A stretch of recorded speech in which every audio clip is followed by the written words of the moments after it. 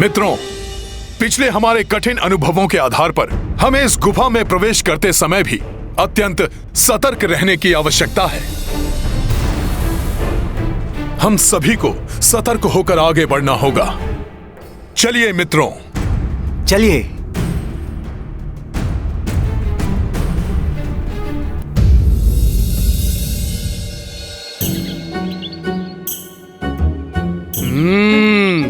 चारों ओर फलों से लदे हुए वृक्ष है यहाँ तो, और वायु में फैली मीठे फलों की मधुर सुगंध भी। ऐसा मनोरम वन तो मैं प्रथम बार देख रहा हूँ मित्रों।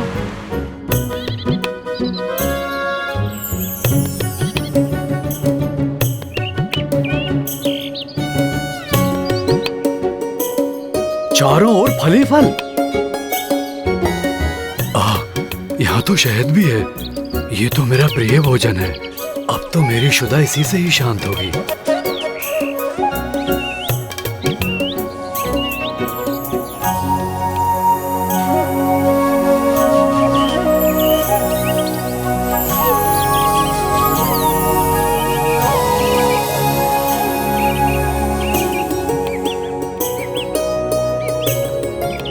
रुक जाइए सब। हनुमान को कुछ उचित प्रतीत नहीं हो रहा है। कहीं ये वृक्ष, जलधाराएं, फल आदि किसी नवीन संकट का संकेत तो नहीं? इतने समय के पश्चात स्वादिष्ट भोजन नेत्रों के समक्ष आया है। इसमें क्या अनुचित हो सकता है हनुमान जी? ऐसे सरस फल और कहाँ प्राप्त होंगे हनुमान जी? और ऐसे सुंदर जैसे अपनी कांति से हमें आमंत्रित कर रहे हो। आओ हमारा भोजन करो। हाँ हाँ, सत्य है। ऐसे सरस फल मैं तो अब और प्रतीक्षा कर ही नहीं सकता। रुक जाइए आप सब, मेरी बात सुनिए। ऐसा मनमोहक दृश्य अवश्य ही कोई भ्रम जाल हो सकता है। तनिक विचार कीजिए, इतने परिपूर्ण वन का ऐसे निर्जन स्थान में स्वतः स्थित होना असंभव है।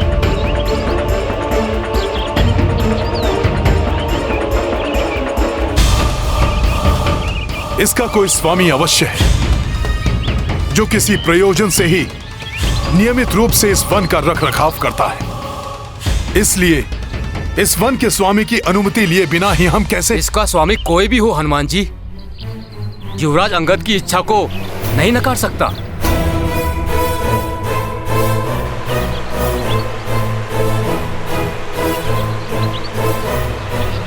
जामवंत मामा, आप तो समझिए। अब हमसे और प्रतीक्षा नहीं होती। चलो। रुकिए। प्रभु श्री राम के कार्य से निकले हैं हम सब, और हमारा परम उद्देश्य सीता माता की खोज है। रुक जाइए।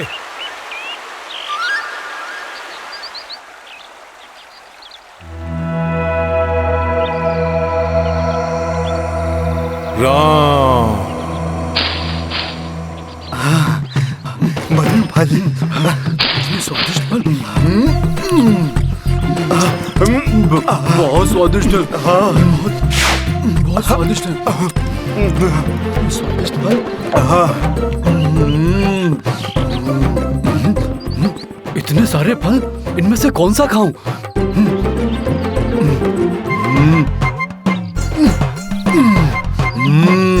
इतने स्वादिष्ट।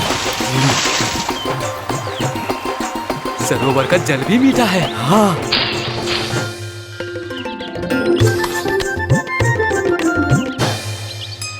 जय श्री राम। राम राम। इतने दिनों के पश्चात स्वादिष्ट शहद। अभी चढ़कर इसका पान करता हूँ।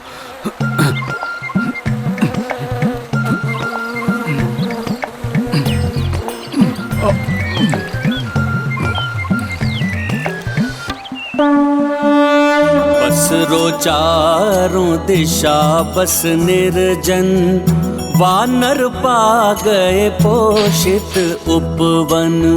शांत क्षुधा तृष्णा करने को दौड़े सब कपीरो के रुके को।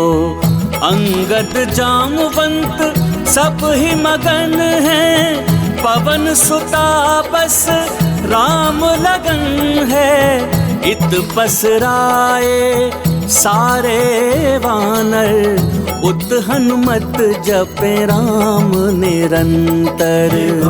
महाबली हनुमत की रुचिकर लीला राम भगत की। जय जय जय रघुनंदन राम, जय जय जय महाबली हनुमान।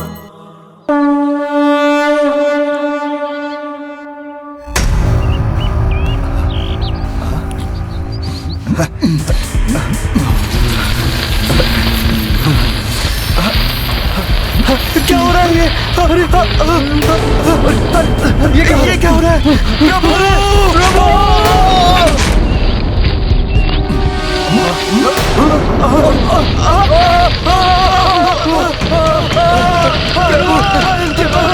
रक्षा कीजिए।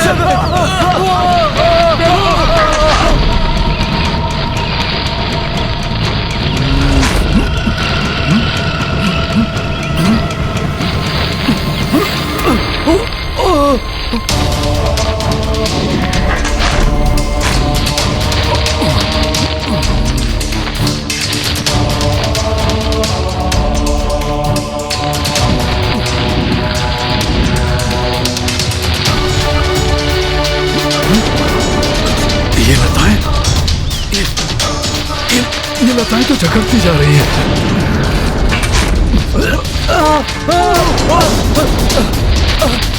इन लताओं से मुक्त नहीं हो पा रहे हैं हम।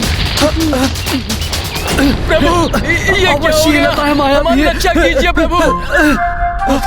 रक्षा करो प्रभु, रक्षा करो, रक्षा करो।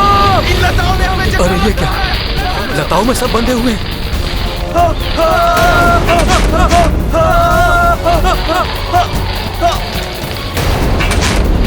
मित्रों,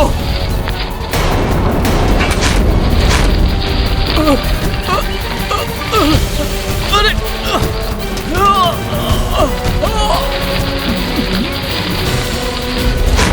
हनुमान जी, हनुमान जी, रक्षा कीजिए हनुमान जी। ये तो अंगद का स्वर है।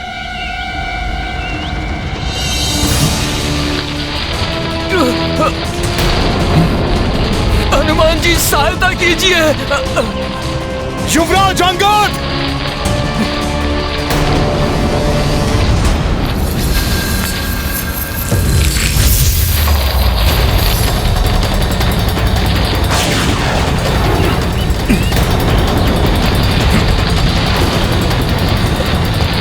हनुमान जी रक्षा कीजिए। आप जो भी हैं, मेरे मित्रों को छोड़ दीजिए। मैं उनका भक्षण आपको कदापि नहीं करने दूंगा। जय श्री राम।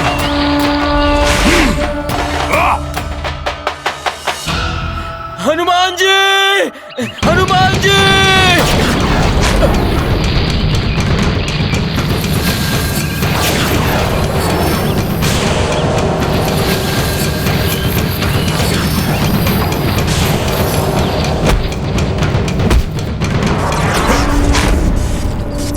हनुमान के मित्रों को बंधक बनाने वाले कौन हैं आप? प्रत्यक्ष रूप में प्रकट होइए, अन्यथा अपने मित्रों की रक्षा के लिए हनुमान इस वन के समस्त वृक्षों को उखाड़ने पर बाध्य हो जाएगा। जय श्री राम।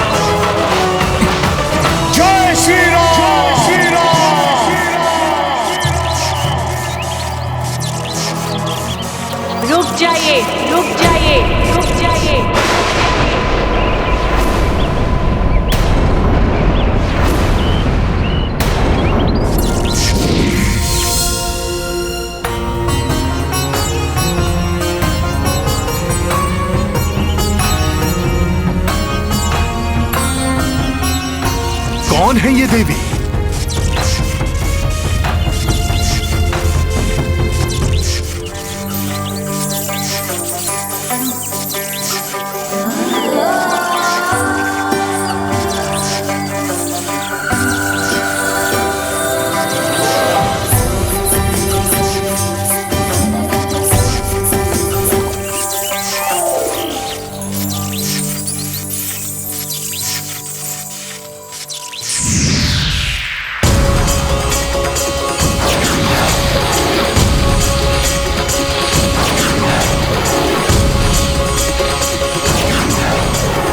देवी,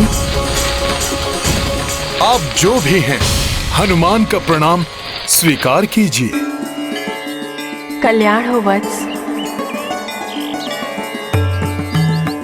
वानर होने पर भी आपके इस शिष्टाचार पूर्ण आचरण की मैं सराहना करती हूँ, परंतु आप मेरे वृक्षों को क्षति क्यों पहुंचा रहे हैं? अपने मित्रों को संकट मुक्त करने के लिए देवी। परंतु वो तो इसी योग्य है। वो मेरी अनुमति के बिना मेरे वृक्षों के फलों को अपना आहार बना रहे थे, और अब दंड स्वरूप मेरे वृक्षों का उनको अपना भोजन बनाना सर्वथा उचित है। देवी, उनकी ओर से मैं आपसे क्षमा मांगता हूँ।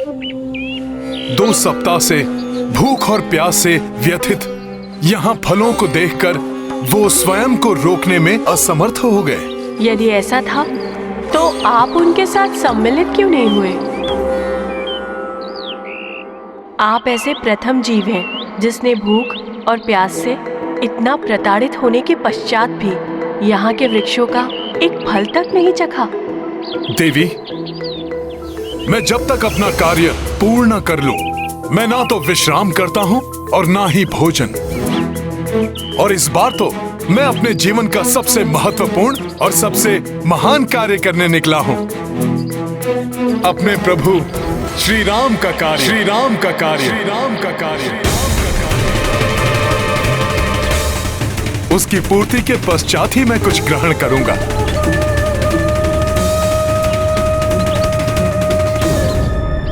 क्या हुआ देवी? आप किस विचार में खो गई? देवी, हमें विलंब हो रहा है। कृपया मेरे मित्रों को क्षमा कर हमें यहां से प्रस्थान करने की अनुमति दीजिए। देवी, अपने वृक्षों को आदेश दीजिए कि वो मेरे मित्रों को मुक्त कर दें।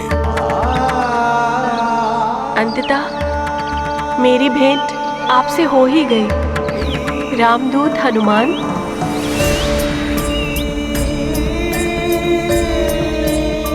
मैं कृतार्थ हुई। परंतु आप मेरे नाम से कैसे परिचित हैं? कौन हैं आप देवी? मैं स्वयं प्रभा हूँ हनुमान, इस स्थान की रक्षक, जिसका निर्माण बहुत समय पूर्व दानव मायासुर ने अपनी प्रियतमा अप्सरा हेमा के लिए किया था। इसीलिए ये स्थान उन्हीं देवी हेमा का है, जिन्होंने मुझे यहाँ की रक्षा एवं रखरखाव के लिए नियुक्त किया है। मुझे अभी स्मरण हुआ, उन्होंने मुझे बताया था प्रभु श्री राम के भक्त हनुमान, अर्थात आपका यहाँ आगमन होगा और तब मुझे आपकी सहायता करनी होगी। तब हनुमान की सहायता करने में विलंब मत कीजिए माता। मुझे अपने मित्रों के साथ यहाँ से सुरक्षित जाने दीजिए, जिससे हम रावण द्वारा अपहृत प्रभु श्री राम की अर्धांगिनी माता सीता को ढूंढ सकें। इसके लिए अब हमारे पास अधिक समय नहीं है। आपका दृढ़ निश्चय और कार्यनिष्ठ अत्यंत ही प्रशंसनीय है हनुमान। इसीलिए मैं आपके मित्रों को तत्काल ही मुक्त करती हूँ। आपका बहुत बहुत आभार देवी।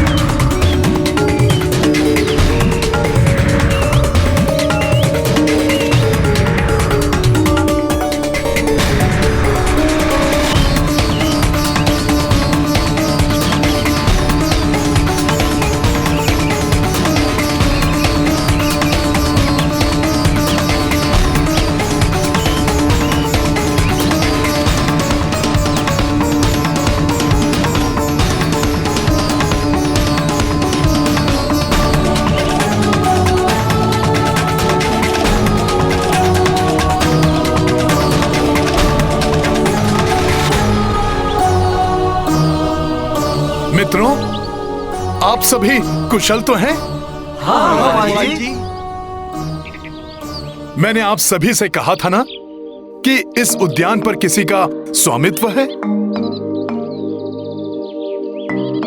ये वही हैं, इस स्थान की रक्षक देवी स्वयं प्रभा। प्रणाम देवी। हमें क्षमा करें माता। हनुमान जी ने हमें रोकने की बहुत चेष्टा की, परंतु भूख और प्यास से पीड़ित हम शिष्टाचार की सभी मर्यादाओं का उल्लंघन कर बैठे। परंतु ये तो आपका सौभाग्य है कि हनुमान जी आपके साथ हैं। उनका अनुशासन, विचार क्षमता, सूझबूझ और शक्ति सदैव आपकी सहायता करेगी।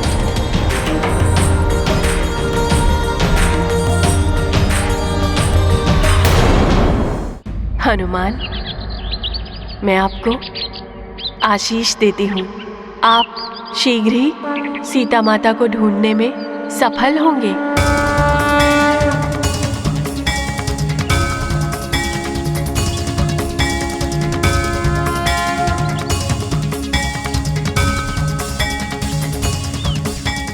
धन्यवाद माता।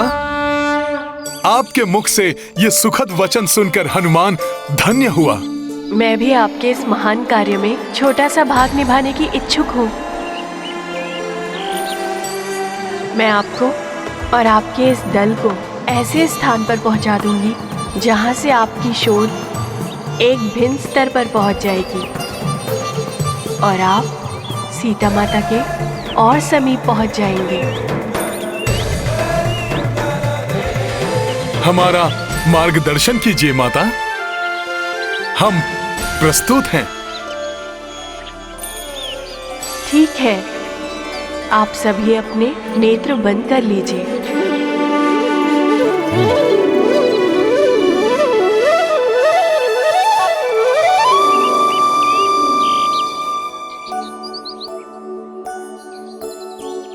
जो आज्ञा माता।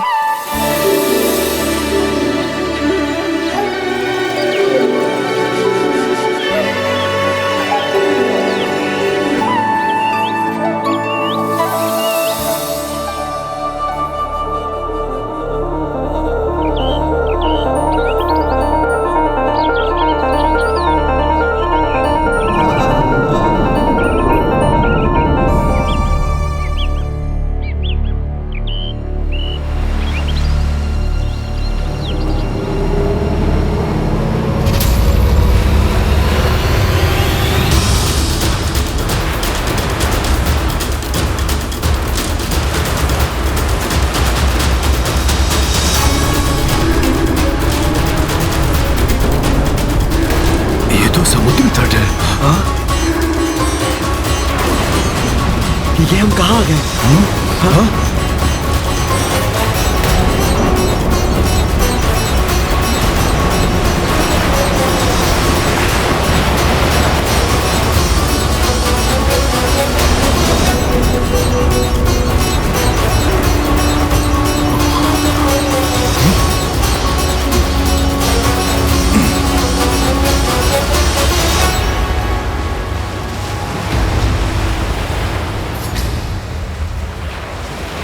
ये माता स्वयं प्रभा ने हमें कहाँ पहुँचा दिया? इसके आगे तो कोई मार्ग ही नहीं है।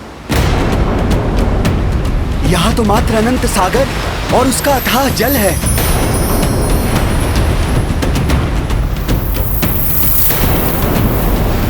अब हम प्रभु का कार्य कैसे पूर्ण करेंगे? अब तो अधिक समय भी शेष नहीं है। माता स्वयं प्रभा ने हमें यहाँ भेजा है तो अवश्य उसका कोई कारण होगा।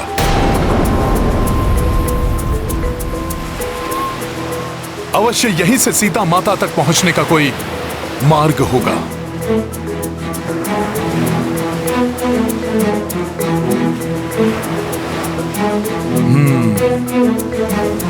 प्रतीत होता है कि उन तक पहुंचने के लिए हमें इस सागर को पार करना होगा।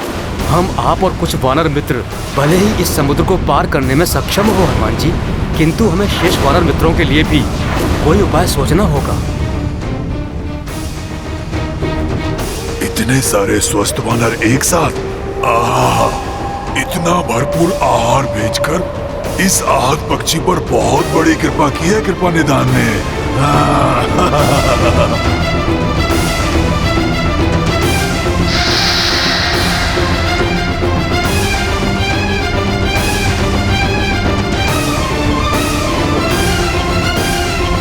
काकाश्री, ये सागर हमारे सामने कैसी अबूझ पहेली बनकर प्रस्तुत हुआ है। अब आप ही सुझाव दीजिए कि अब क्या करें। मैं भी दुविधा में हूँ पुत्र कि हमें इस सागर को पार करने की चेष्टा करनी चाहिए या नहीं।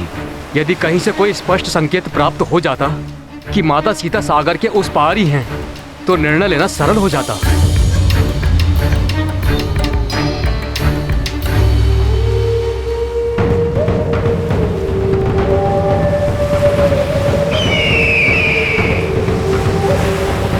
युवराज अंगद, किसे ज्ञात है कि सागर के उस पार क्या है? मेरे अनुसार अब हमारे पास यहाँ से लौटने के सिवाय और कोई विकल्प नहीं है, क्योंकि महाराज सुग्रीव के द्वारा हमें दी गई समय अवधि भी शीघ्र ही समाप्त होने वाली है। मित्र गंधमादन, समय भले ही बीत जाए और उसके फल स्वरूप महाराज सुग्रीव हमें मृत्यु दंड ही क्यों न दे दे, परंतु हमें अपने कर्तव्य पथ से विमुख नहीं होना चाहिए। निराश होकर लौटने के स्थान पर हमें माता सीता को ढूंढने का हर संभव प्रयास करना चाहिए, अन्यथा प्रभु श्री राम उनके वियोग की दुखाग्नि में जलते रहेंगे। यदि हम अपने प्राण देकर भी माता सीता का कोई समाचार प्रभु श्री राम तक पहुंचा सके और उनकी पीड़ा हरने में सहायक बन सकें, तो हमारा जीवन सफल हो जाएगा।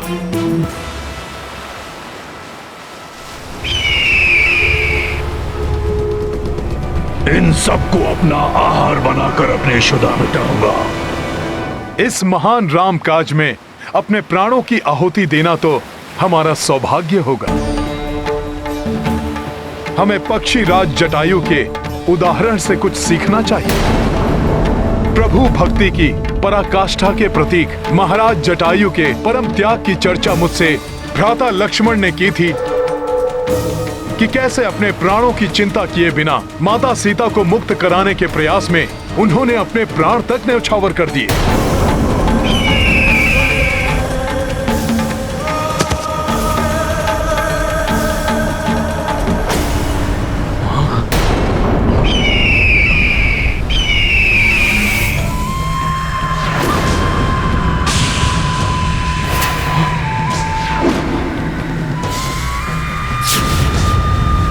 अब ये कौन सी नई आपदा आ गई? इतना विशाल काय पक्षी, कहीं ये हम सबको खाने तो नहीं आ रहा?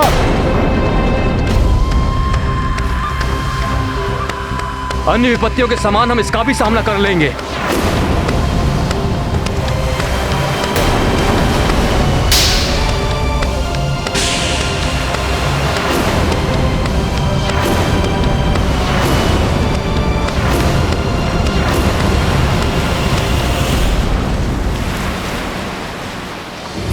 तुम अभी जटायु की बात कर रहे थे, क्या हुआ उसे? शीघ्र बताओ मुझे। जटायु के प्राण तो सुरक्षित हैं? कौन है आप और पक्षीराज जटायु के विषय में क्यों पूछ रहे हैं? मेरे प्रश्न का उत्तर दो। बोलो, क्या हुआ जटायु को?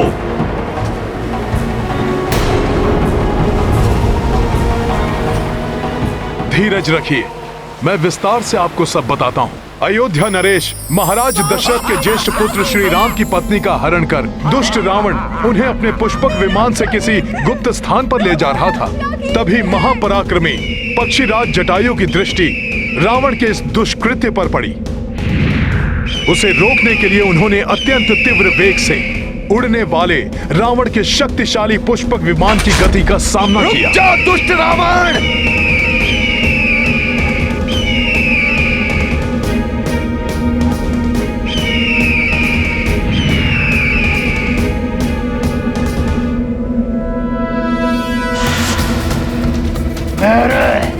को अवरुद्ध करने का तो साहस तुम्हें बहुत भारी पड़ेगा मूर्ख। मूर्खता मैंने नहीं, अभी तू देवी सीता का हरण करने का दुस्साहस कर तुमने की है रावण।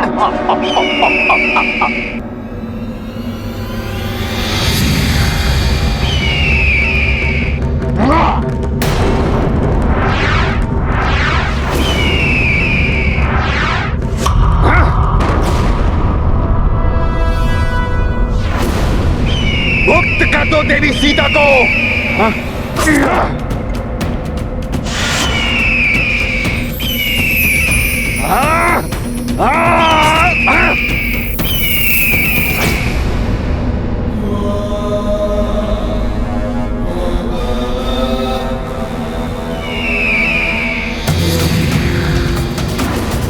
तो अभी दिखाता हूं तुम्हें।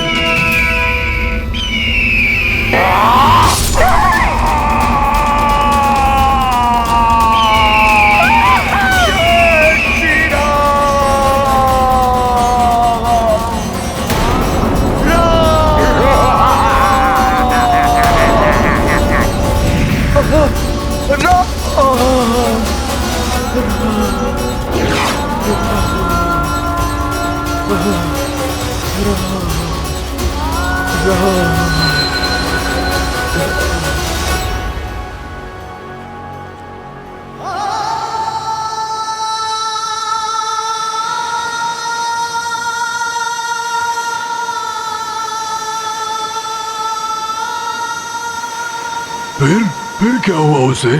फिर उस क्षत विक्षत अवस्था में भी महाराज जटायु ने असहनीय कष्ट सहकर भी अपने प्राणों को अपने शरीर में संजो कर रखा और प्रभु श्री राम की प्रतीक्षा करते रहे।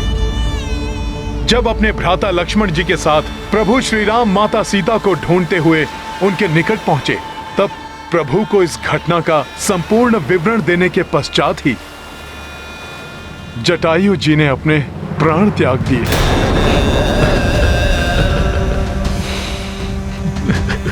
भ्राता जटायु संपाति आपकी रक्षा भी न कर सका।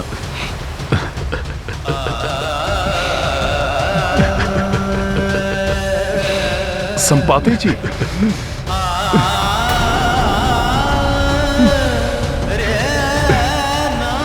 अपने आप को संभालिए संपाति जी। सदाचार और विनय का प्रतीक था मेरा अनुज जटायु। उसके विपरीत मैं दंभी और मूढ़ था। बहुत समय पूर्व अहंकारवश अपने उड़ने की शक्ति का प्रदर्शन करने के लिए मैंने उड़ान भरकर सूर्य देव तक पहुंचने की चेष्टा की थी, परंतु सूर्य देव की प्रखर ऊष्मा को मैं कहां सहन कर पाता। उनके समीप जाते ही मेरे पंख झुलस गए और पंख जल जाने के कारण उड़ने में असमर्थ हो मैं यहाँ आकर गिर पड़ा। उस दिन के उपरांत मैं कभी उड़ान नहीं भर पाया। मृत्यु मेरी होनी चाहिए थी, मेरे शूरवीर भ्राता की नहीं। अपने पंख खोकर तो मैं ये निरर्थक जीवन जीने का इच्छुक भी नहीं था, परंतु तभी मेरी भेंट मुनि निशाकर से हुई। उन्होंने मुझसे कहा कि प्रभु श्री राम की कथा सुनने और उनके कार्य में सहायक बनने से मेरा उद्धार होगा। तभी से मैं इसी प्रतीक्षा में यहाँ स्थित हूँ, और वैसे भी पंख रहित असहाय अवस्था में मैं जाता भी कहाँ। संपाति जी, मेरा सुझाव है कि आप सर्वप्रथम अपने दिवंगत भ्राता को तर्पण देकर उनकी आत्मा को शांति प्रदान करें। उसके पश्चात ही हमारा आपसे सहायता मांगना उचित होगा।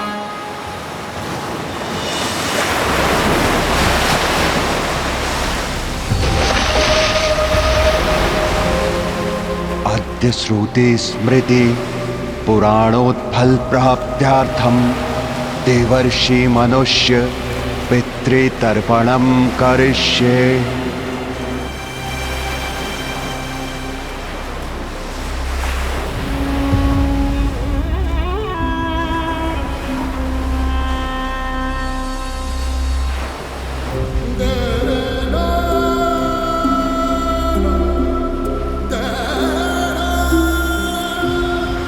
प्रभु तुम्हारी आत्मा को शांति दे जटायु।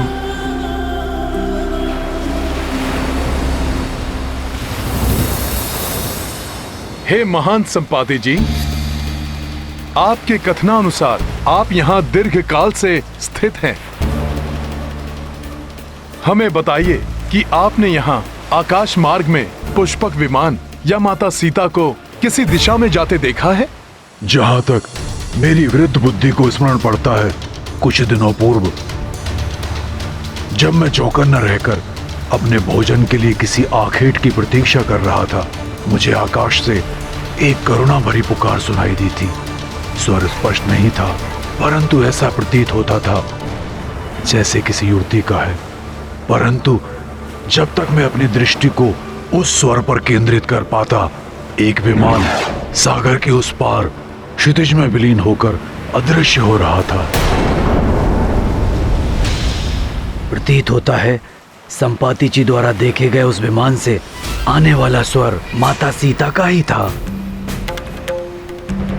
संभव है दुष्ट रावण उन्हें सागर के उस पार लंका नगरी ले गया हो।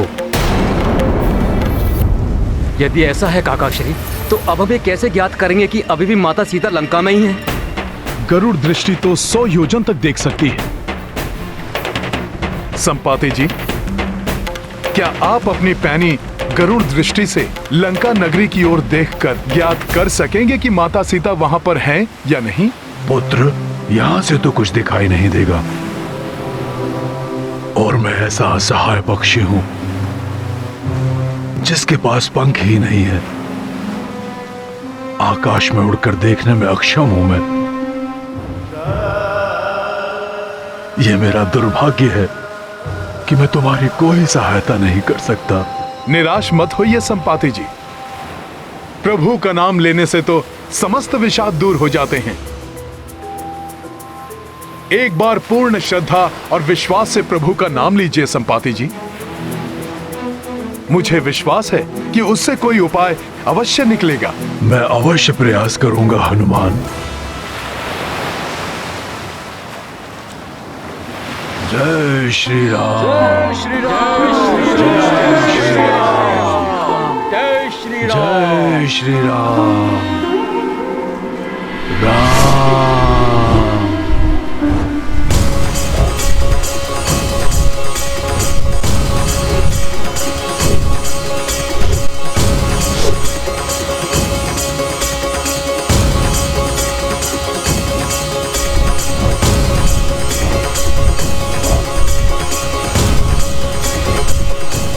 मैं धन्य हुआ प्रभु, मुझे नूतन पंख देकर आपने मुझे इस कार्य के लिए सक्षम बना दिया। जय श्री राम। जय श्री राम। जय श्री राम। जय श्री राम।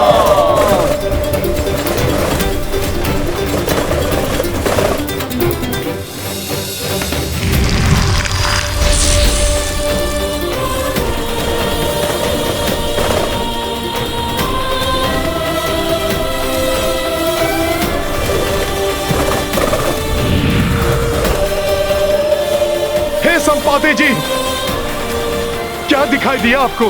क्या आपको माता सीता के दर्शन हुए? हाँ पुत्र, लंका जैसी भोग और विलास की नगरी में साधारण वेशभूषा में एक वृक्ष के नीचे उदास और चिंतित बैठी एक महिला दिखी, परंतु वो माता सीता ही है, ये निश्चित रूप से नहीं कहा जा सकता पुत्र। हो न हो वो माता सीता ही होंगी, अर्थात देवी स्वयं प्रभा ने हमें उचित स्थान पर भेजा था। प्रतीत होता है कि हम अपने लक्ष्य के निकट हैं। अब हम प्रभु श्री राम का ये महान कार्य पूर्ण करने की आशा कर सकते हैं। हाँ हनुमान जी, परंतु हमें इस बात की पुष्टि करनी होगी कि संपाति जी द्वारा लंका नगरी में देखी गई महिला माता सीता ही है। हाँ पुत्र, और ये भी कि प्रभु श्री राम के साथ हमारे यहाँ लौटने तक वो वहाँ सुरक्षित रहेंगी। परंतु ये हम करेंगे कैसे? हाँ, वह कौन जाएगा और कैसे?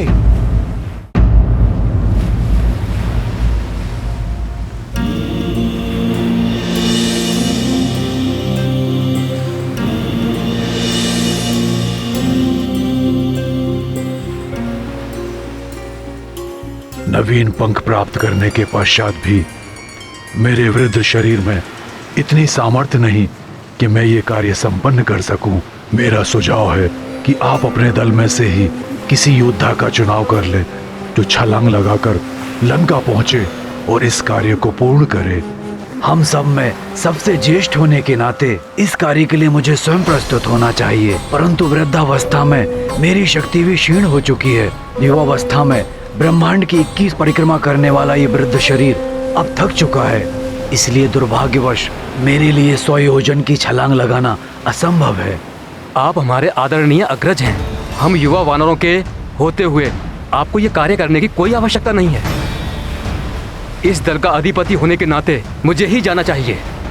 मुझे विश्वास है 100 योजन की छलांग तो मैं लगा ही लूंगा। किंतु युवराज अंगद, ये दूरी आपको 2 बार तय करनी होगी। माता सीता की सूचना के साथ आपको वहाँ से वापस लौटना भी तो होगा।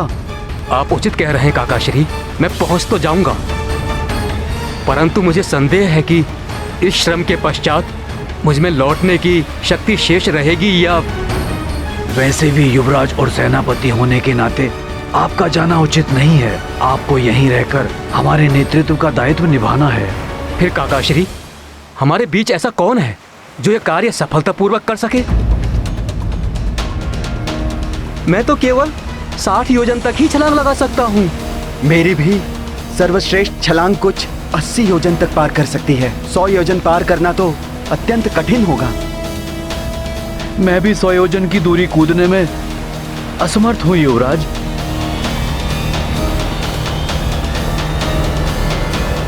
ये कैसी व्यवस्था है काका श्री? अभी तक हम माता सीता का कोई चिन्ह प्राप्त करने वो कहाँ स्थित है इसका कोई संकेत ढूंढने के लिए भटक रहे थे, परंतु अब वो प्राप्त हुआ तो हम आगे बढ़कर उसकी पुष्टि करने में असमर्थ हैं।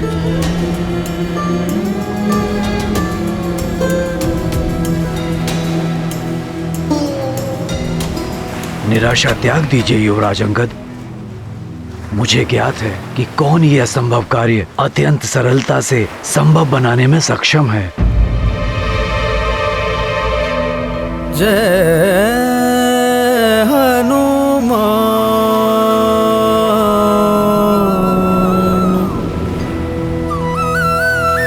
जय श्री राम,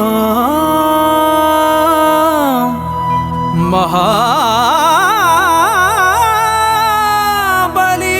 हनुमान।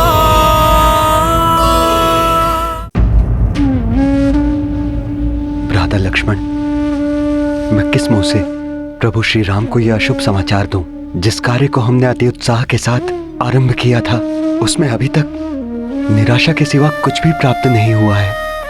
उत्तर दिशा के अधिपति तो पूर्व में ही रिक्त हाथ लौट चुके थे और अब पश्चिम और पूर्व दिशा के अधिपति भी सीता माता का कोई समाचार नहीं ला पाए। अर्थात अब जो भी आशा है वो युवराज अंगद और महाबली हनुमान के दल से ही है।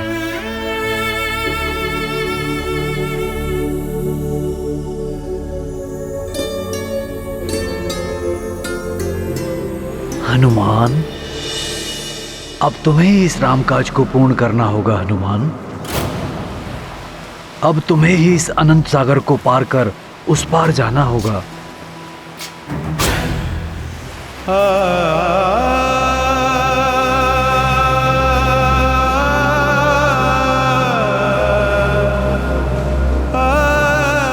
यदि मैं समर्थ होता तो सहर्ष चला जाता, परंतु मामाश्री, मुझ जैसे साधारण वानर के लिए ये कहाँ संभव है? साधारण नहीं, समस्त वानर समाज के भूषण हो तुम हनुमान।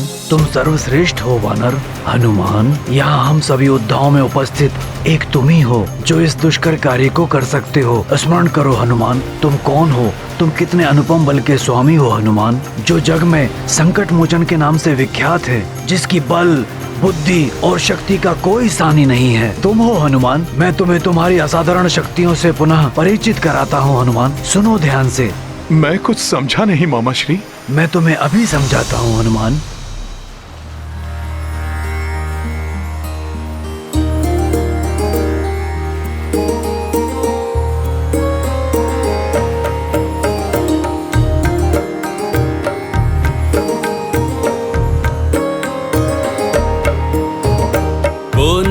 जानत है जग में कपि संकट मोचन नाम तिहारो। संकट मोचन नाम तिहारो।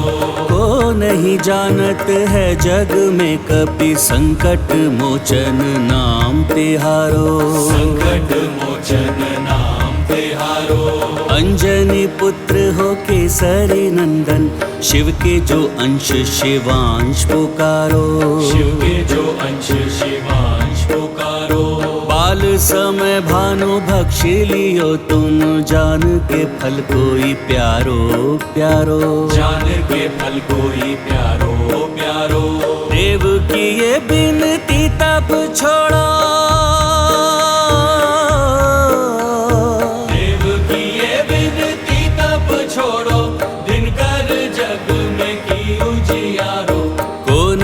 जानत है जग में कपि संकट मोचन नाम तिहारो। संकट मोचन नाम तिहारो।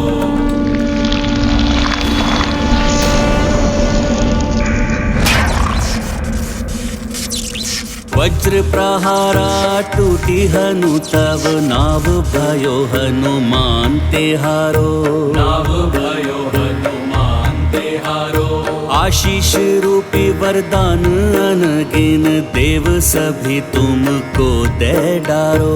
देव सभी तुमको दे डारो।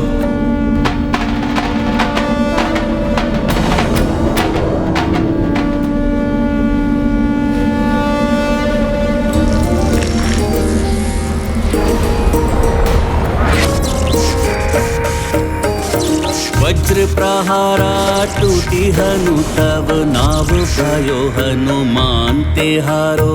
नाव भयो हनुमान तिहारो। आशीष रूपी वरदान अनगिन, देव सभी तुमको दे डारो। देव सभी तुमको दे डारो। राम के काज को दे के सहाया, काज को दे के सहाया, जग कल्याण को ध्येय है धारो। को नहीं जानत है जग में कपि संकट मोचन नाम तिहारो। संकट मोचन नाम तिहारो।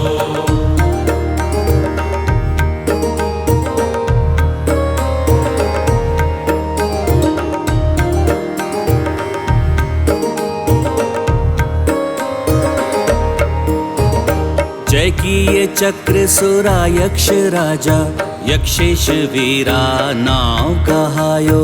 यक्षेश वीरा नाव कहायो।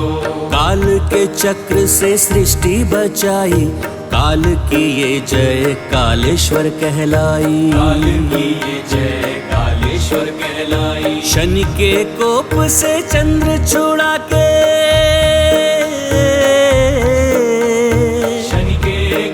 से चंद्र छुड़ा के, नाम थे चंद्रेश्वर तुम धारो। तो नहीं जानत है जग में कपि संकट मोचन नाम तिहारो। संकट मोचन नाम तिहारो। संकट मोचन नाम तिहारो।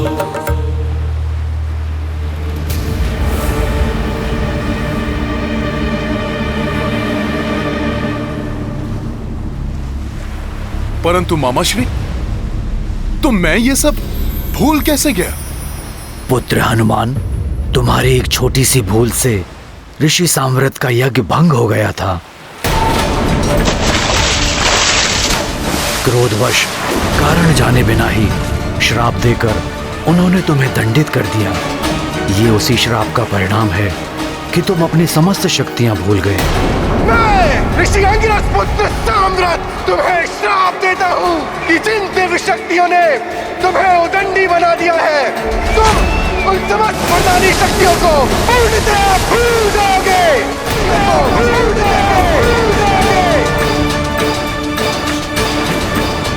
परंतु जब उन्हें पूरी बात ज्ञात हुई तो वो बहुत दुखी हुए, और तब उनके वचन थे कि उचित समय पर रामकाज को पूर्ण करने हेतु किसी के द्वारा स्मरण दिलाने पर तुम्हें अपनी शक्तियों का पुनः भान हो जाएगा।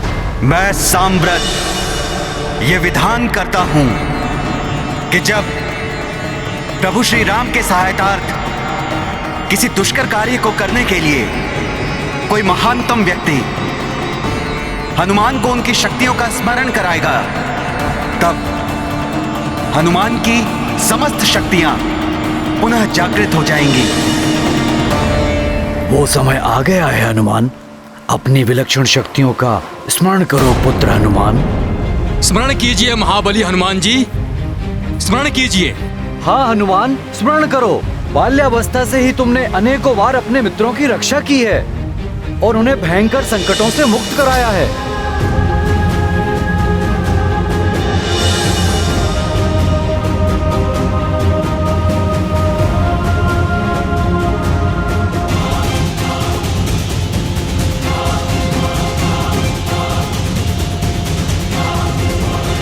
तुम्हारी अपार शक्तियों के समक्ष संसार की समस्त शक्तियां हीन हैं। मित्र हनुमान, धर्म के मार्ग पर चलने वाला तुमसे श्रेष्ठ योद्धा और कोई नहीं है। स्मरण करो हनुमान, स्मरण करो हनुमान, स्मरण करो हनुमान,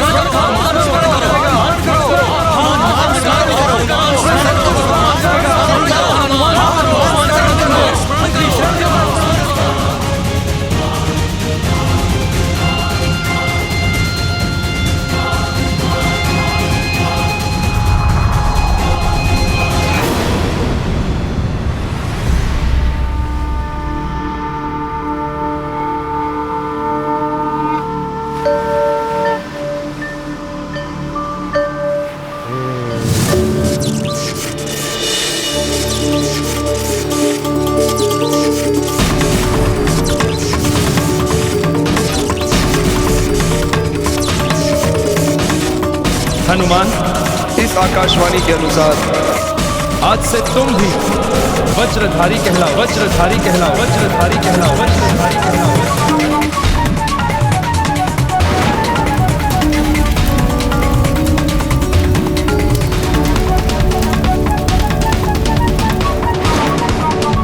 मैं अग्निदेव तुम्हें वरदान देता हूँ कि कितनी भी भीषण अग्नि हो, उसकी ज्वाला तुम्हें किसी भी प्रकार से हानि नहीं पहुँचाएगी।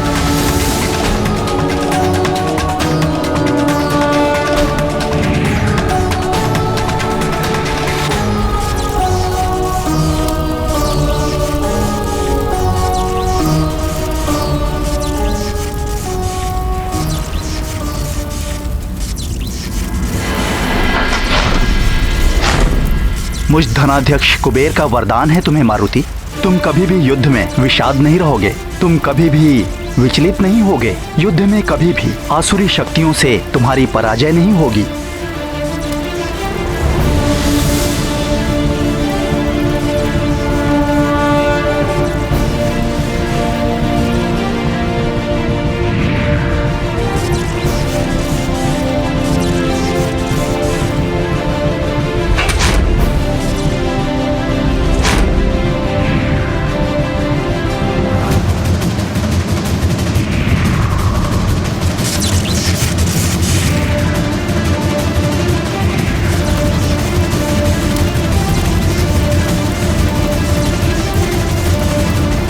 मैं कालदेव, मैं तुम्हें वरदान देता हूँ मारुति कि तुम्हें किसी भी प्रकार की व्याधि या कोई रोग कभी नहीं हो पाएगा। तुम अपनी इच्छा से ही अपनी मृत्यु का वरण कर सकोगे। इच्छा मृत्यु का वरदान है तुम्हें, काल तुम्हारे अधीन होंगे।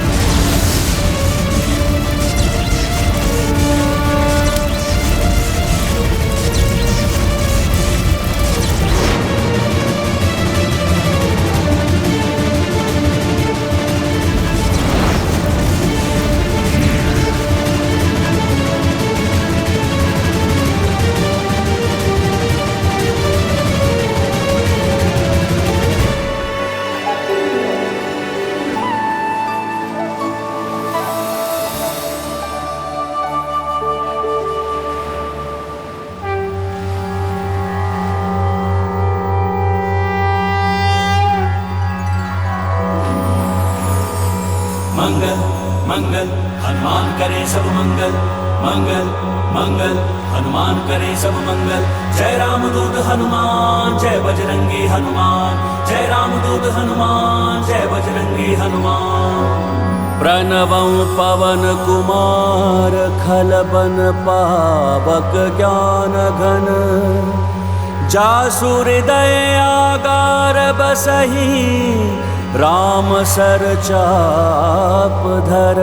मंगल मंगल हनुमान करे सब मंगल, मंगल मंगल हनुमान करे सब मंगल। जय राम दूत हनुमान जय बजरंगी हनुमान, जय राम दूत हनुमान जय बजरंगी हनुमान। अतुलित बल धामं हेम शैलाभ देहं दनुजवन कृशानुं ज्ञानिनाम् अग्रगण्यं सकल गुण निधानं वानराणामधीशं रघुपति प्रियं भक्तं वातं जातं नमामि। मंगल मंगल हनुमान करे सब मंगल, मंगल मंगल हनुमान करे सब मंगल। जय राम दूत हनुमान जय बजरंगी हनुमान, जय राम दूत हनुमान जय बजरंगी हनुमान। मनोजवं मारुत तुल्य वेगं जितेन्द्रियं बुद्धिमतां वरिष्ठं वातात्मजं वानरयूथ मुख्यं श्रीरामदूतं शिरसा नमामि। मंगल मंगल हनुमान करे सब मंगल, मंगल मंगल हनुमान करे सब मंगल।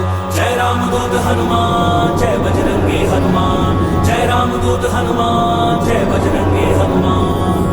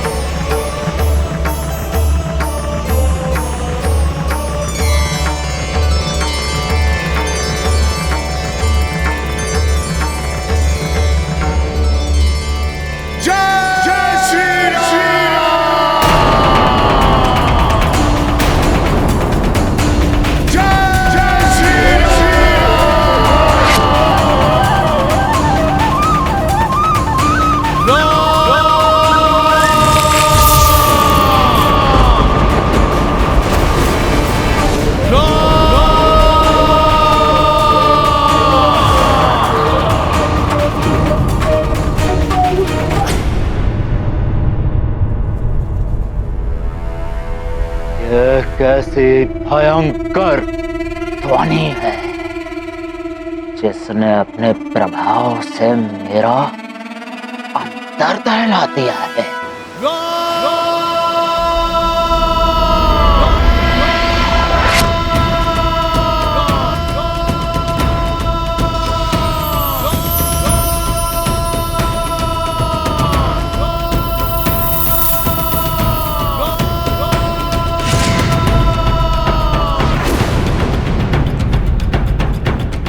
मामा श्री, मुझे अपनी शक्तियों का स्मरण हो गया है।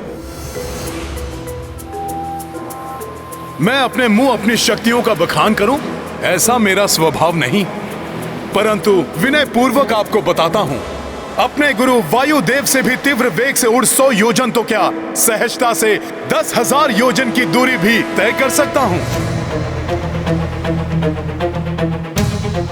विंतानंदन गरुड़ देव तीव्र वेग से आकाश में उड़ते हो तो मैं उड़ते रहकर उनकी प्रदक्षिणा कर सकता हूं।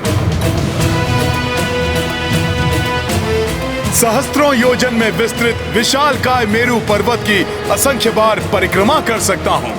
संपूर्ण जगत को प्रकाशित करने वाले सूर्य देव के उदय से अस्त होने की अवधि में उनको छूकर धरा पर लौट सकता हूं और विश्राम किए बिना पुनः उनका स्पर्श करने जा सकता हूं। हे युवराज अंगद, हे मामाश्री, अपने बल का भान होने पर मुझे ये अथाह सागर क्षुद्र और नगण्य प्रतीत हो रहा है। यदि आप अनुमति दें तो मैं इसी क्षण इस सागर को लांघकर त्रिकुट पर्वत के साथ लंका को चकनाचूर कर दूं या इस महासागर के संपूर्ण जल का पान कर इसे सुखा दूं। मेघों को छिन्न भिन्न कर आकाश को चीरता हुआ आगे बढ़ जाऊं। इन मेघों से उत्पन्न विद्युत की भांति अपनी शक्ति और बल से समस्त दानवों का वध कर अति शीघ्र लंका नगरी सहित माता जानकी को अपने साथ लाकर राम काज संपन्न करूं।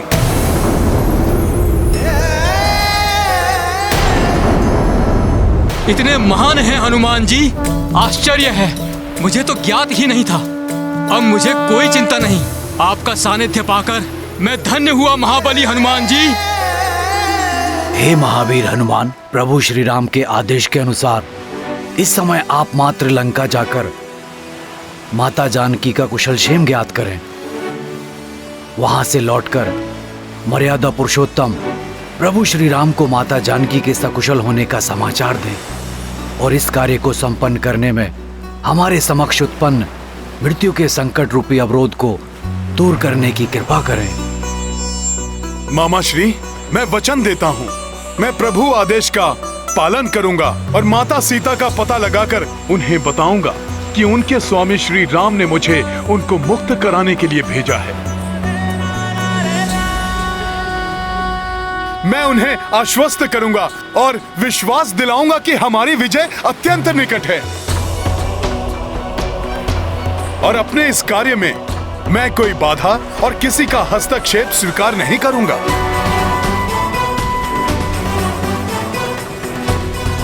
तो तत्पर हो जाओ हनुमान। आकाश में विशाल छलांग लगाओ हनुमान। लगाओ छलांग हनुमान,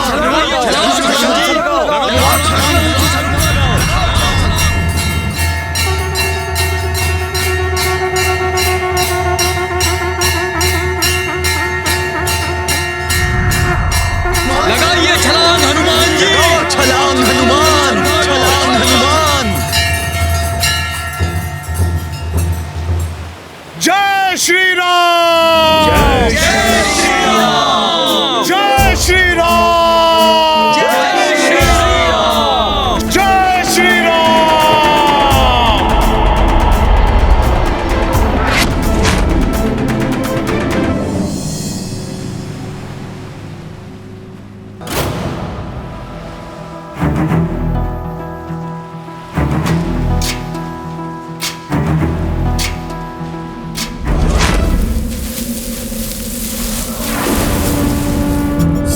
की खोज में अर्णब लांघा, बजरंगी ले दीर्घ छलांगा। तन मन रघुवीरा को समर्पित, वानर टोली देख अचंभित। तेज अदम्य शक्ति अपूर्व, उछले कपीश करी महेंद्र चूर। वेग प्रबल से कर गए कूच, अतुलित बल से राम देखा था महाबली हनुमत की, कुछ कर लीला राम भगत की। जय जय जय रघुनंदन राम, जय जय जय महाबली हनुमान।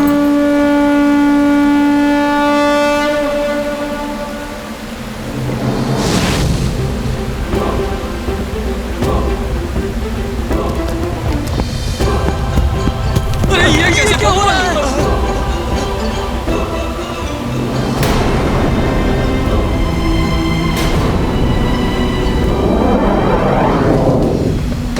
हनुमान, हनुमान, हनुमान, हनुमान।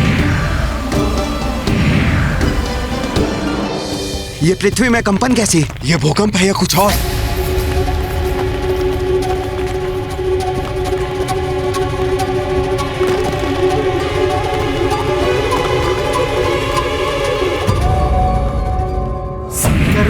केसरी नंदन तेज प्रताप महाजगवंदन शंकर सुमन के रामदूत हनुमान को देवी पृथ्वी का प्रणाम। पापियों के कुकृत्यों के झटके सदैव मुझे पीड़ा देते रहे, किंतु आपकी इस महान उड़ान के कंपन ने मुझे पीड़ा नहीं, आनंदित किया है। आपका मनोरथ सफल हो हनुमान।